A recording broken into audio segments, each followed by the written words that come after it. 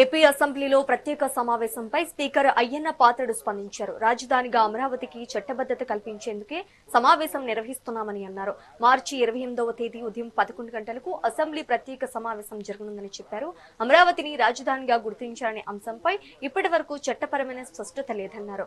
ఈ లోటును భర్తీ చేసేందుకే ప్రత్యేక సమావేశాన్ని ఏర్పాటు చేశామని ఆయన వివరించారు.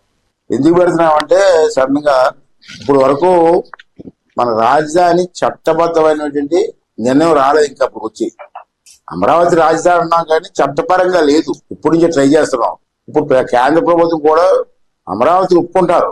ఒప్పుకోవడం కాదు కావాల్సింది పార్లమెంట్ లో బిల్లు పాస్ అవ్వాలి. అంటే రేపు 4వ తారీఖు వరకు పార్లమెంట్ ఉంది. ఇప్పుడు ప్రధానమంత్రి గారు అంత కూర్చొని మాట్లాడుకొని చట్టబద్ధం చేద్దాం, డిలే చేయడం ఎందుకు అని చెప్పి నిర్ణయం తీసుకున్నారు. అంటే మాకు ఫోన్ వచ్చింది 2 రోజుల క్రితం.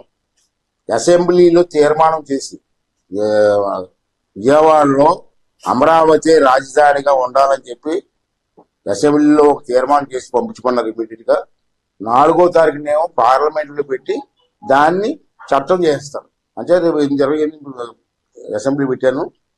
28 అసెంబ్లీ ఉదయం 11 గంటలు స్టార్ట్ అవుతుంది, సాయంత్రం వరకు జరుగుతుంది.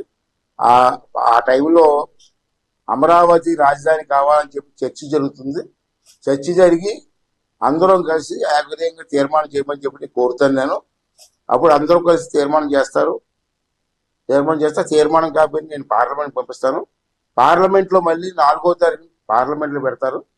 పార్లమెంట్ లో కూడా ఆంధ్ర రాష్ట్రం నుంచి చట్టం చేయమని తీర్మానం వచ్చింది ఏకగ్రీవంగా. దీనిపైన మీ అభిప్రాయం ఏంటని పార్లమెంట్ లో అడుగుతారు. పార్లమెంట్ లో కూడా అందరూ కూడా మనకే మెజార్టీ ఉంది కాబట్టి అందరూ ఆమోదిస్తారు.